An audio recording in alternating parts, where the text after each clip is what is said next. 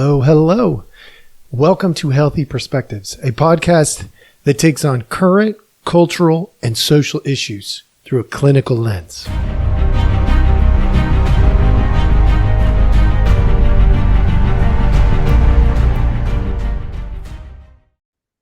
All right. Hello, hello. All right. Welcome back. Thank you so much for joining us. As always, we appreciate your time.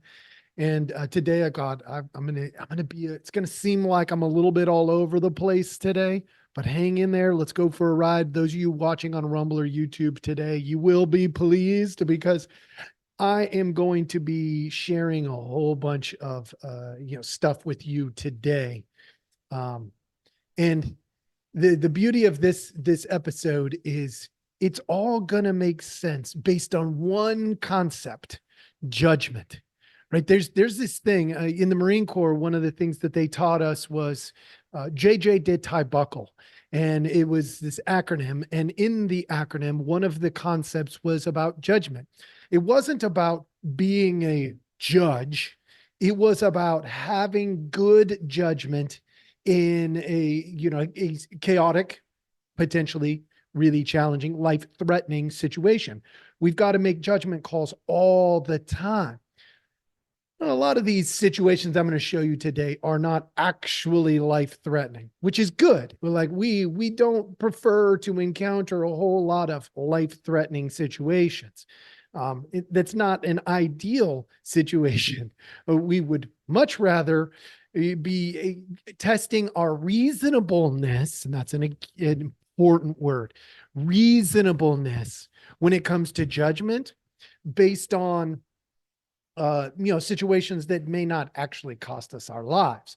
Of course, in the Marine Corps, we never knew if we were going to have situations that were going to be life-threatening versus situations that were going to be, not necessarily so, right? You could come across somebody who was turning themselves in, let's say, hands up, walking toward you, versus you could come across somebody who was pretending to turn themselves in, hands up, walking toward you as a means of killing your entire unit, your platoon, your squad, your fire team, whatever it might be. So not every situation you're going to see here today is life-threatening, but we can discern some things by paying attention to how reasonable people are in their judgment. That's not to say their words. Words can be deceptive. We know that in communication, we communicate in three key ways. One is words. Another is paraverbals, your tone, volume, and cadence. And another is going to be your nonverbals, which is how you set up an environment, how you manipulate your face, your hands, your weapons, whatever the story might be, because the environment absolutely changes everything about how you're going to interpret what is reasonable. So I'm going to give you an example here, start us off with a doozy. This first example is a driver of an ATV. Some of you may have seen this, and I've been having some dialogue with people who frankly just don't get how to assess a situation, which unfortunately is telling about our culture right now. So psychologically, I want to say self-preservation is kind of an important thing. Other preservation, the preservation of somebody outside of you, is a whole nother thing, right? Some people are pretty good judges when it comes to preserving themselves. They can say, wow, falling off that cliff would cost me my life. I'm going to back up. Some people may not be so good at reasonable judgment. Again, there's that word, reasonable judgment, when other people are involved. So we'll go to this first example. I'll let you see this, and then we will start with this scene. This is clearly a dash camera. We see that there is a road. That's a narrow road, but it's a road. We see that there's a line across the road, if you're following along, which means this is some type of an intersection. Okay. This particular pathway, I'm going to go ahead and I'm going to hit play here for you. There's not volume on most of this.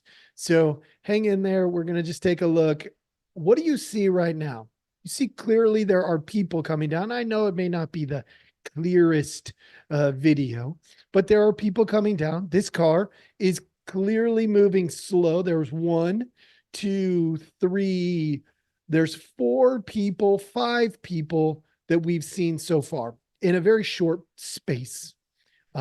Many of them are probably going to be turning that corner here any moment because they were on bikes, but these 2 clearly are not on bikes. And maybe a third. It looked like somebody sitting on the ground. Not sure what was going on there. Pretty hard to tell, but clearly a narrow road. So we're going to just continue on here. I want you to see this. And boom, what do you see right now? For those of you who are really attentive, you're going to see off in the distance coming around that corner is something that is, was going pretty quickly. Still going pretty quickly. This car is not moving fast and still going pretty quickly. Now there's a decision point. This is clearly some type of a vehicle. It turns out it's an ATV. You're going to see that in a moment. And this car has an option here. There's a bunch of pedestrians that are in the roadway. Not sure why. Maybe this is some type, that's clearly a white line there. So maybe this isn't in fact some type of a roadway. Maybe it is. But it's clearly an area where pedestrians on bikes, on foot are moving, freely. And so it leads me to believe that this is probably, I don't know this for sure, but probably some type of pedestrian walkway, rideway. But let's move forward. Let's see what happens here. Okay. You can tell now it's an ATV. You can tell now that this person in the car made a judgment call. Remember, this is about judgment, folks. They made a judgment call to turn slightly. Maybe they should have stopped right there. Maybe they should keep going. But that ATV, let's see just how fast they are traveling.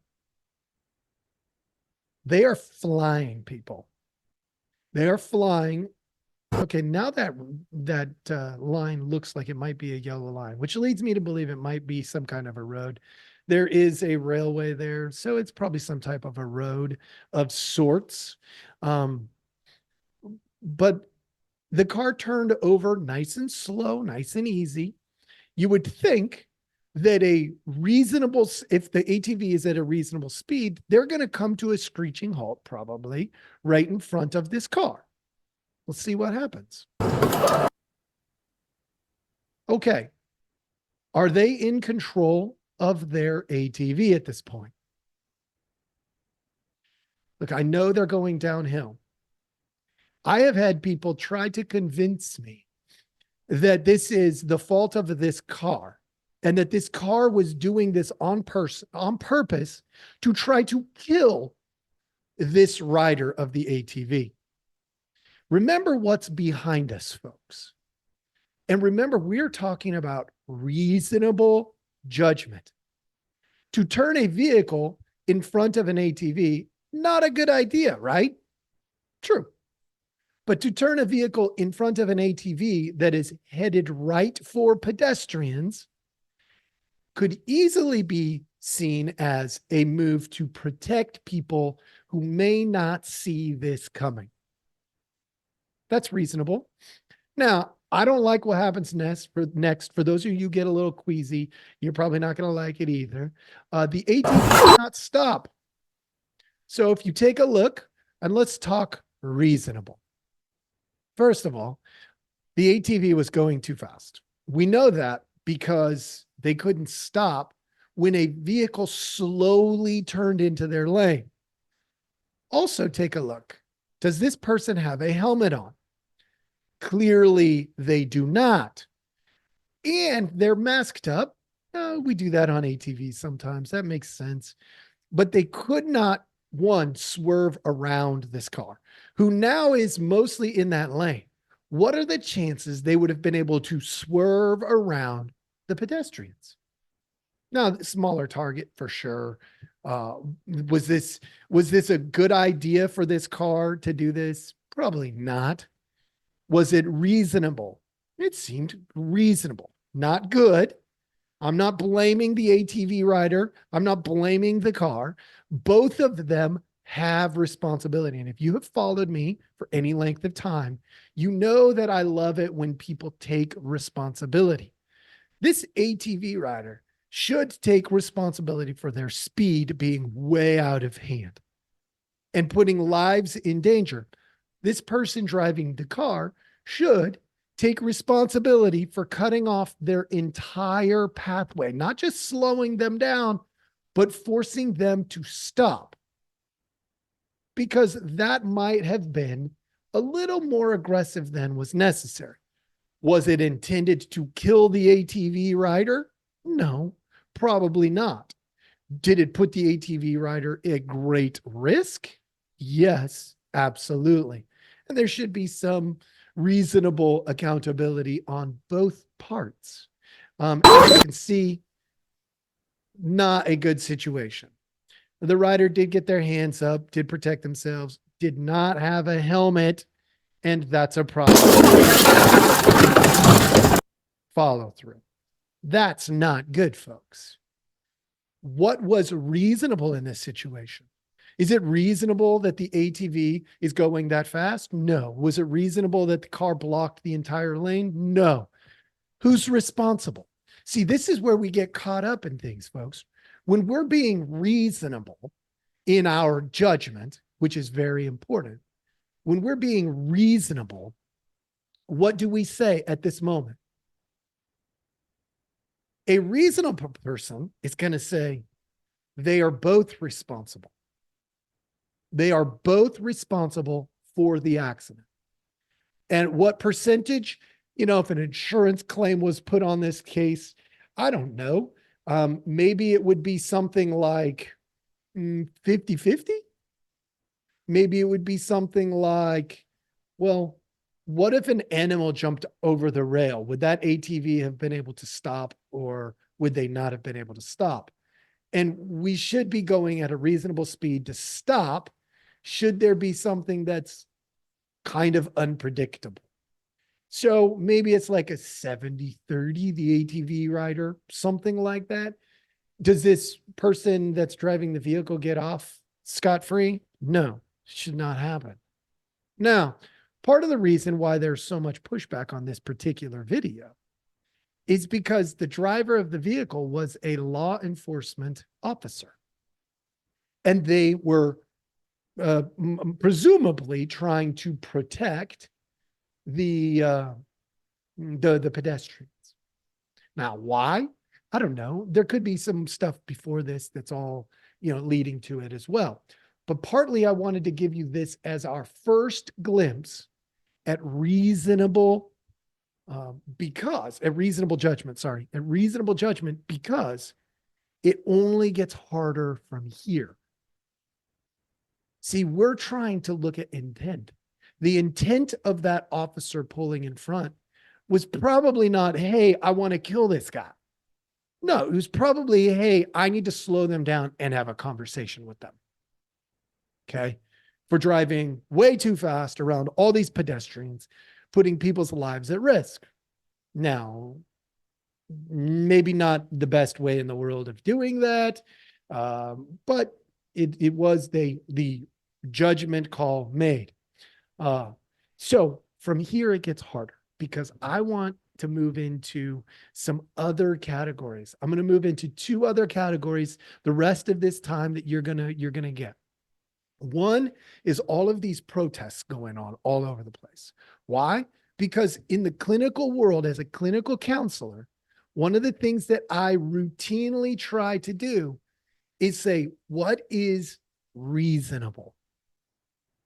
Is this person responding reasonably to a stimulant that their environment is creating. And their environment could be psychological, could be sociological, cultural, could be spiritual. Are they responding in a reasonable way? So, for instance, trauma is often a reasonable response when we have encountered significant amounts of pain, right? You know that from physical trauma, but it's true of mental traumas as well, emotional traumas as well. When we have an overabundance of stimulants in our environment, we have a traumatic response. That's natural, folks. That's reasonable. Your system, your body, your psychological state does that to protect itself, self-preservation. But when we're talking about these protests, let's see what looks like reasonable to you folks. I'm going to give you several examples, not just one, but several examples of things. I'm going to let them play out for a moment, and then I am going to I'm going to talk to you about them. Okay? I'm going to say what's reasonable. Thank you so much for having me. All right, the message you guys are trying to send here. Yeah, I'd love to tell you about it. We have come together to demand that our institution align its investment practices and academic partnerships with international law and human rights values. This is, of course, concerning the ongoing genocide in Palestine. Our ultimate goal is to urge UFT to be a leader in divesting from the oppression of Palestinians. We want our institution to listen to us, to acknowledge the gravity of the situation, and then, of course, to take meaningful steps towards justice. Divestment is not only achievable, but necessary. It has been done before for South African apartheid. It must happen again. We will not leave, like you mentioned, until our demands are met. Okay, what did you hear? Yeah, no, I went back to the headphones, folks. But what did you hear? We heard divest. Divest is like this big word. What does it mean exactly? Well, it's not that hard to figure out what that means. What it means is what they want to do is control the flow of money. That's what they mean when they say divest. Now, I don't mind them requesting, the colleges divesting. I mean, that's a reasonable request. What's not reasonable about this? One is they're not saying, we want to be listened to first. They're saying our demands, as if they have the ability to say, we decide what happens with all of this money. Maybe if they're on the university board, if they are, but are they? No, they're not. So is that part reasonable? They also said the genocide going on. So unfortunately, what we have here is a battle of what we would call two opposing views. The genocide going on, it could be argued, is the genocide attempts by Hamas on Israel, or the genocide attempts by Israel on Palestine, which is really, I mean, maybe they're doing a great job of framing it, but they're really going after Hamas, but they're killing a lot of civilians. Now, my understanding of that, maybe I'm wrong, I'm open to feedback, but my understanding of that is Hamas, historically, for a long, long time, like since, I don't know, I've ever known anything about Hamas, which is, going back to my military days. Hamas is not brand new, just so you guys know, folks. They have routinely used civilians as shields. And so why would those patterns stop now? They wouldn't. They don't. Unless there's new evidence saying that they're not using human shields, then I'm going to assume what I learned, 20 years ago, 15 years ago about Hamas and about terrorists like Hamas, because there's other groups like that. I remember a long time ago, I took a terrorism awareness for Marines, and we learned all kinds of stuff about this stuff. So this isn't new tactics, but what makes one genocide better or worse than the other genocide? That seems like a reasonable question that we would ask reasonable people.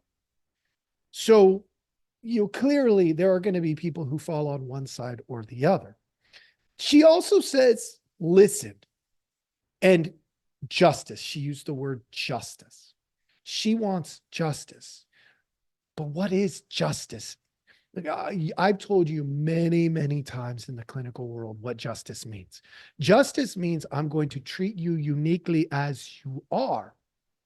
Now, if you're part of a group of people, then I have to treat you uniquely as you are within that group.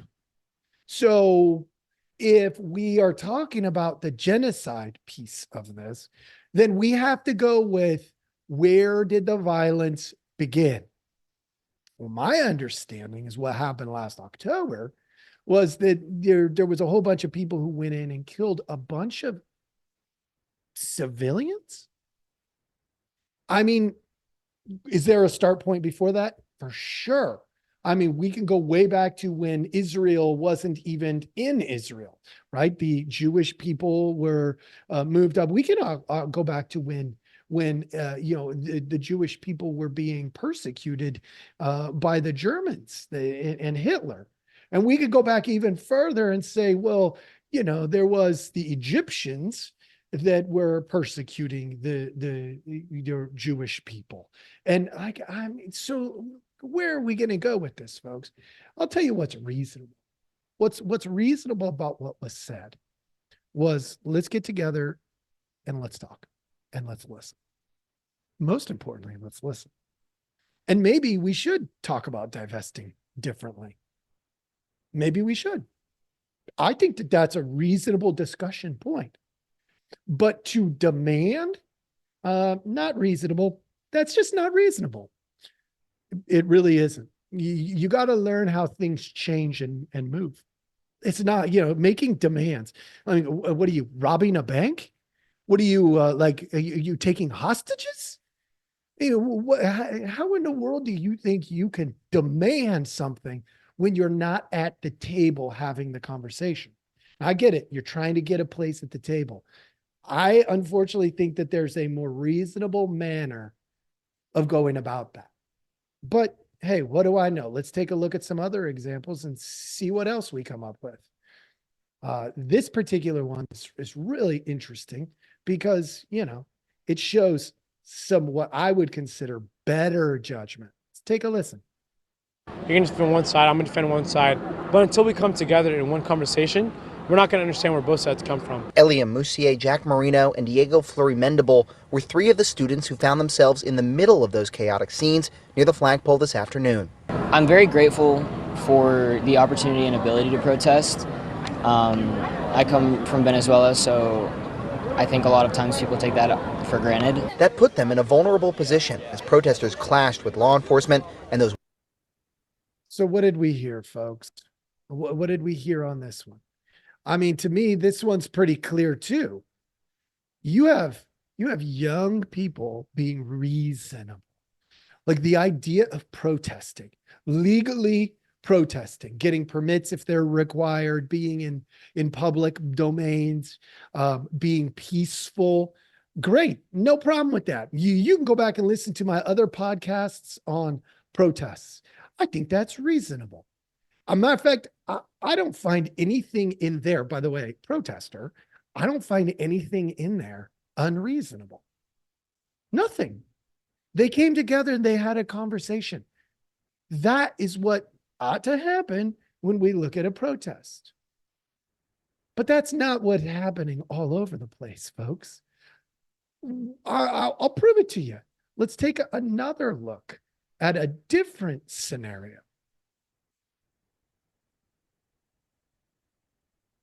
Things escalated at that Ivy League university after Columbia demanded protesters leave their encampment. The demonstrators stormed Hamilton Hall. And now we're learning a bit more about those. Okay, we're going to stop right there for just a second because protesters stormed Hamilton Hall. Look, I have a few things to say here. Number one, you saw the breaking of the window. That is not okay. That is unreasonable unless you locked your keys inside your home and it's your window. That was unreasonable.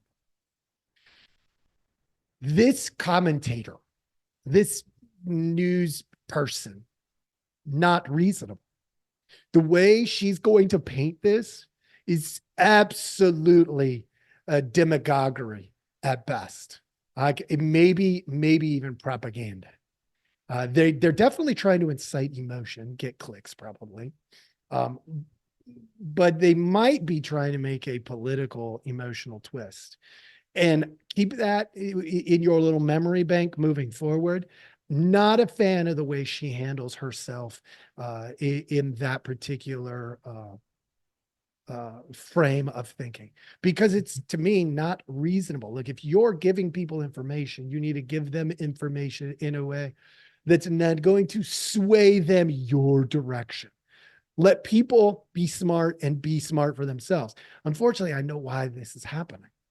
Because of this conversation you and I are having right now about reasonable judgment, a lot of people don't have reasonable judgment, which means they, unfortunately, are subjected and easily swayed by demagoguery and propaganda. Just putting that out there. Agitators at Columbia about what happened when they got hungry. Here they are trying to smuggle food to their fellow protester comrades. In less than 24 hours. Folks, are you hearing it? Smuggle food. This is the United States, for crying out loud. Smuggle food to your, the other word she was using. Oh my gosh, I don't even remember what it was. But like ridiculous language. Comrades? What is this? Russia? Are you? What the heck? That was unreasonable. The way she stated it was unreasonable. What's happening here is people are getting food to their fellow protesters. Now, am I saying that the protesters are doing a great job? No, not at all, because the protesters in this are being completely unreasonable as well. Let's take a look at the image alone. I'm going to pull this back up and let you see the image alone. Face masks everywhere because people are cowards. Okay. They don't want to be seen. Right. Look at the doors being tied, closed. What they're doing is barricading themselves in. That's unreasonable also.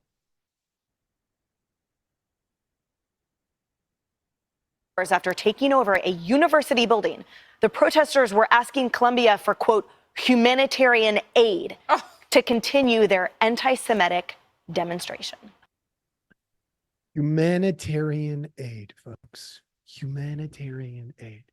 Look, one, that's not necessary. We don't need humanitarian aid here in the United States for protesters. If you're choosing to be out there protesting, then take food with you. Don't be stupid. Be smart. Take food. It's not that difficult. Go down to the grocery store, come back.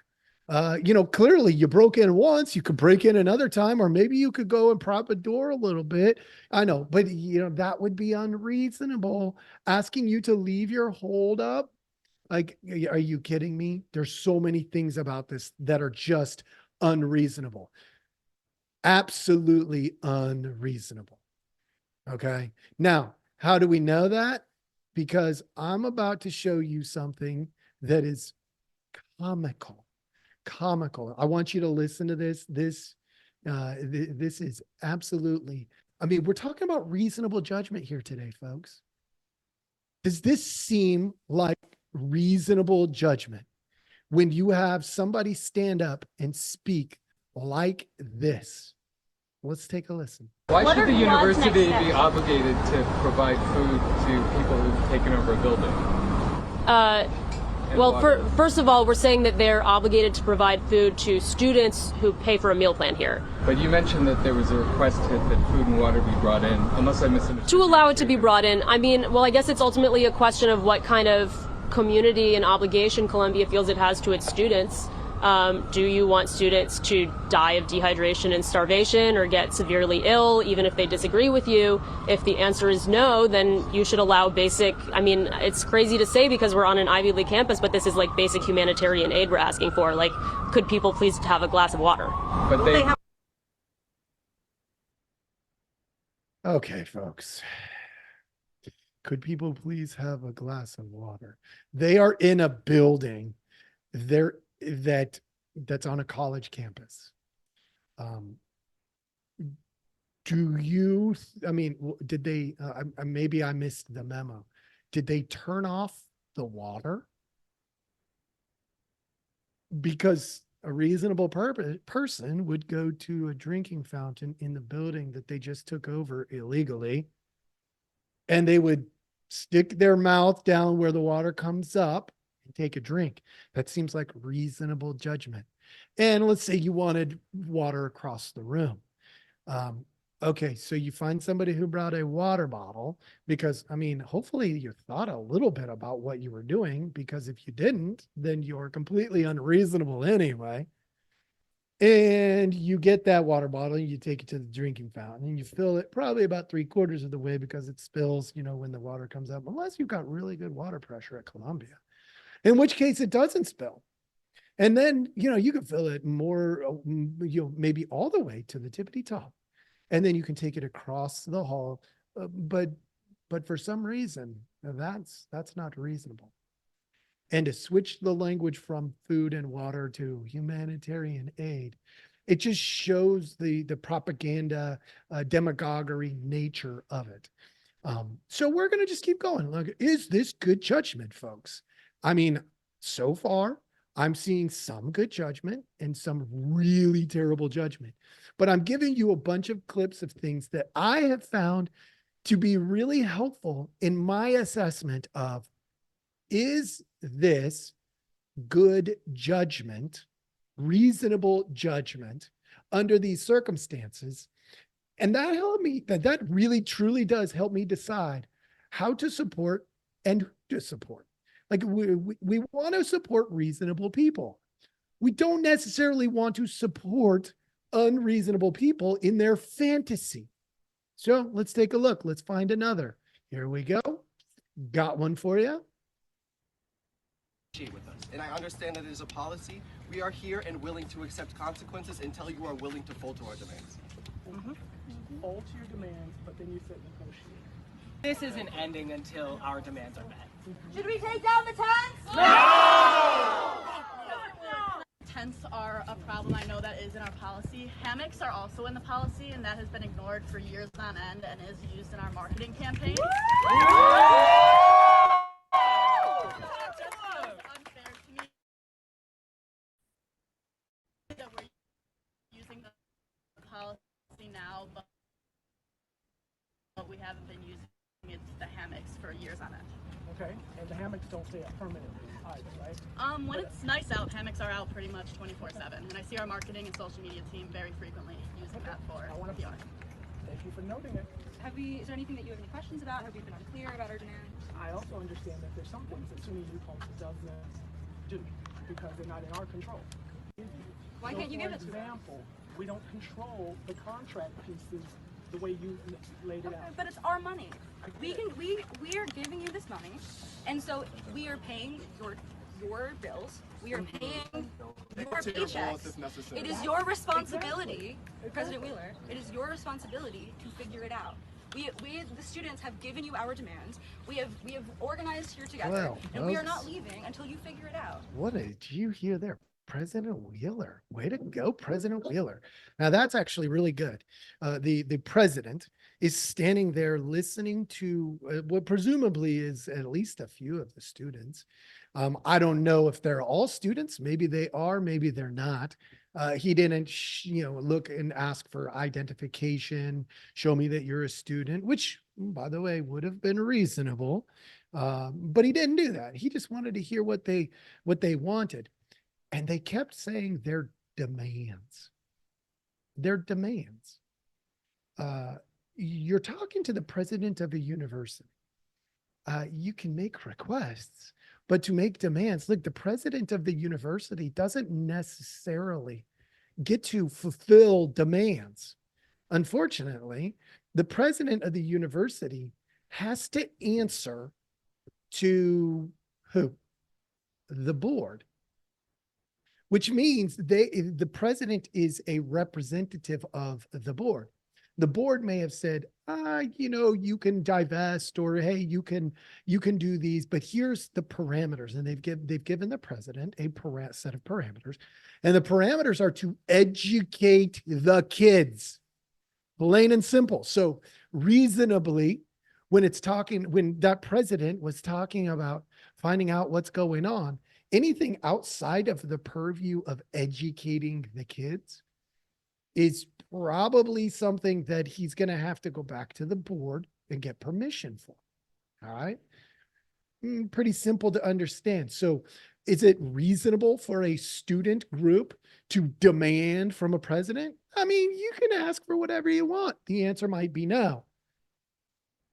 But should you demand? I mean, it might be a little bit better to make a request rather than a demand, rather than say, we won't leave until, I mean, that puts yourself, you're making a promise that I hope you're willing to uphold, because unfortunately, if you make a request like that in the form of a demand, but then you don't hold the boundary you established, in other words, you disperse before the demands are met, then you're a joke. So they have to stay. And if they don't stay, well, frankly, they made a promise they couldn't keep. And that's not reasonable judgment. Now, maybe there's new information that comes later, and so they have to make a different judgment call. I understand all that. I just don't think that person was being all that reasonable. And to say, I pay your bills, well, that's kind of true. But let's be real. These from the federal government, they get from the students, and they get a crap load of money. Unfortunately, they got a crap load of money from me too.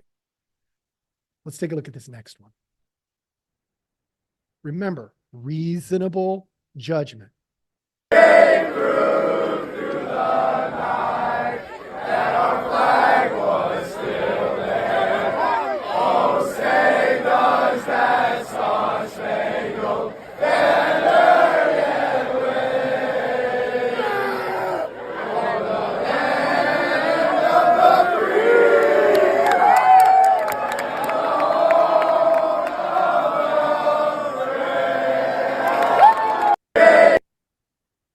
All right, folks, pretty clear in this one that you had a counter offer to the protesters. The protesters were in the middle.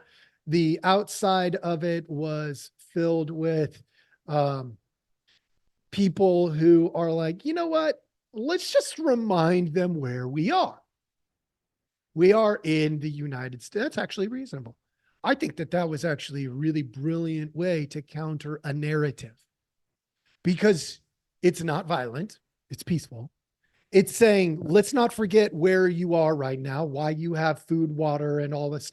I mean, let's be real. Still, the United States has it pretty good overall. So I think that was reasonable judgment. They got together and just said, hey, you know what? Let's just remind them where we are. They didn't attack them. I mean, hopefully the scene, I don't know what the scene was like before that or after that, but the people seemed relatively safe all around. That's a reasonable counter narrative. And being in the United States, I think that's a wise way to go about it. All right. So we're going to look at one more, and then we're going to switch gears one more time to abortion, because I want to show you something unreasonable or reasonable. And you will get to take a look at that here in a moment as well. But before we do, let's take a look one more thing.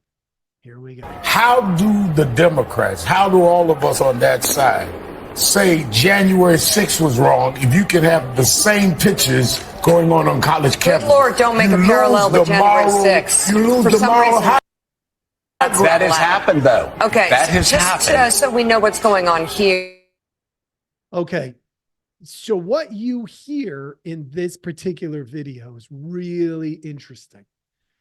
That is Reverend Al Sharpton, who is very, very much on the left side of the political arena in the United States, saying something there that is actually very reasonable.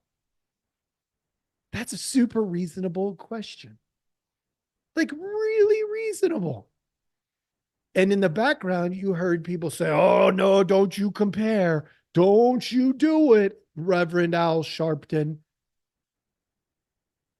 But it does beg the question. That, my friends, is a reasonable question to ask.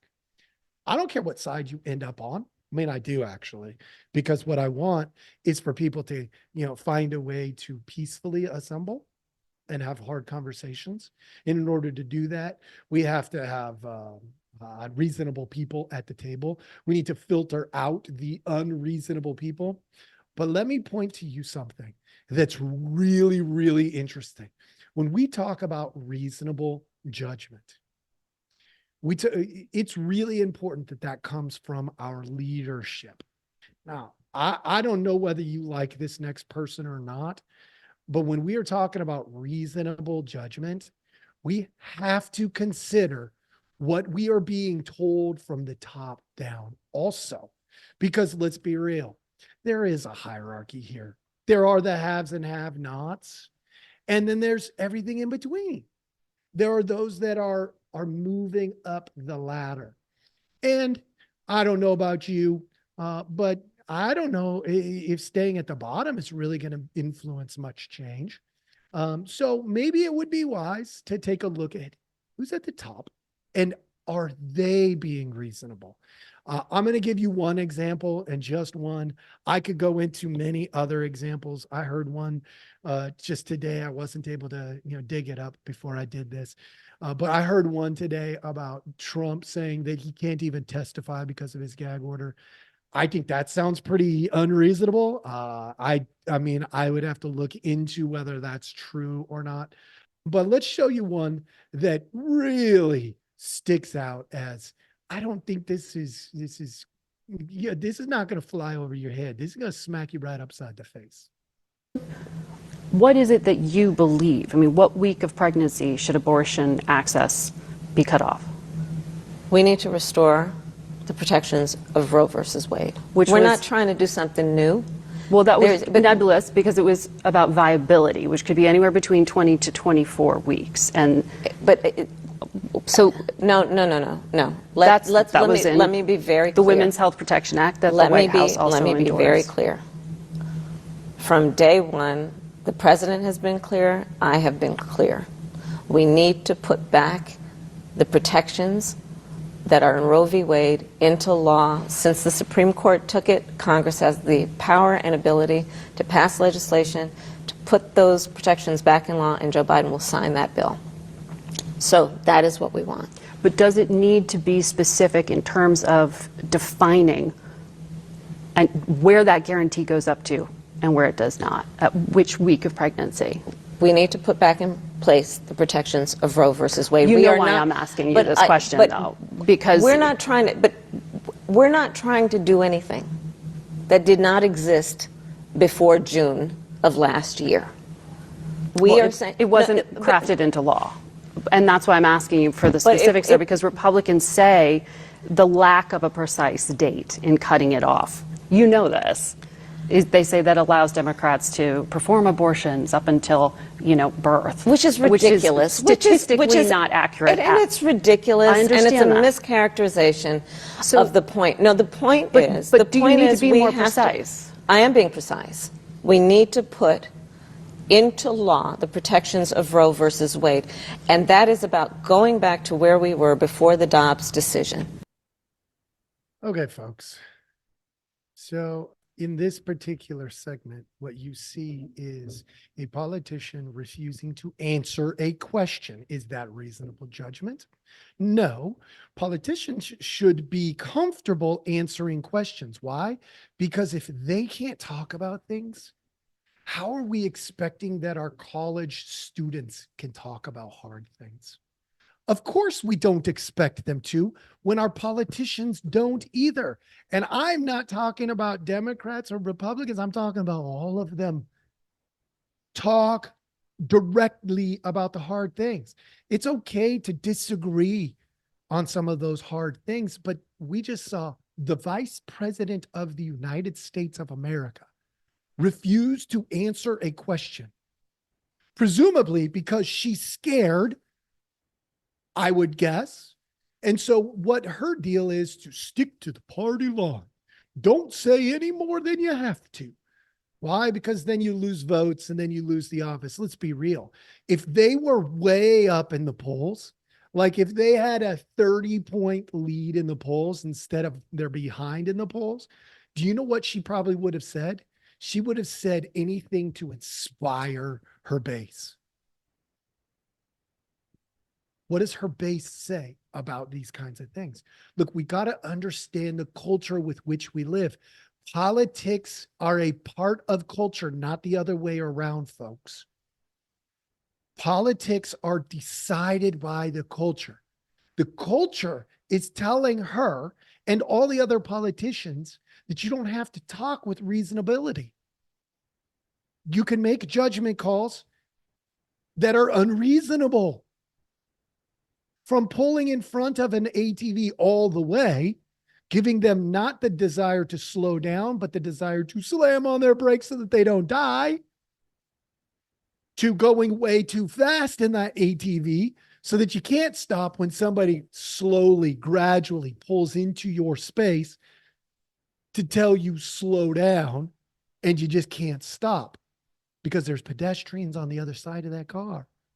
All the way to protesters who cannot be reasonable. But there are good glimpses in here, folks. There are people in the culture being reasonable.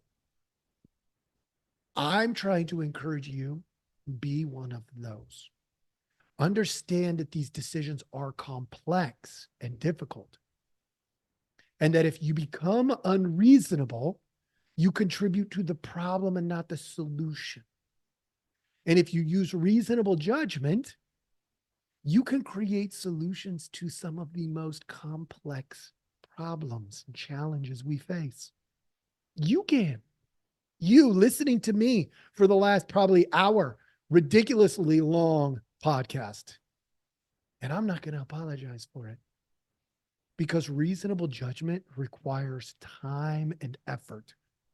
I hope that there's 5 people who are out there who have an attention span long enough to listen to this whole thing. I hope there are. I fear there might not be because oftentimes we are unreasonable. I hope this was helpful to you. One, it gives you a glimpse at some of the things going on that are current in our world. But the other is, I hope it helps you be more reasonable. Because we don't have to be unreasonable. Being unreasonable is a choice, just like being reasonable is a choice. And having good judgment, you can improve that with practice. Thank you so much for joining us. I hope you have a wonderful day.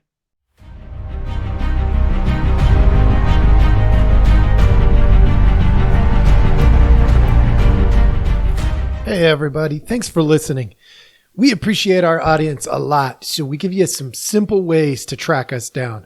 Please like, subscribe, and follow all the podcasts on different platforms, but you can also email us at healthyperspectives@protonmail.com, or you can check out our website at healthy-perspectives.com/podcast. It's a backward slash. So if you want to go to our landing page, if you go to healthy perspectives.com. You'll still find us. You just got to click on the podcast button. Thank you so much.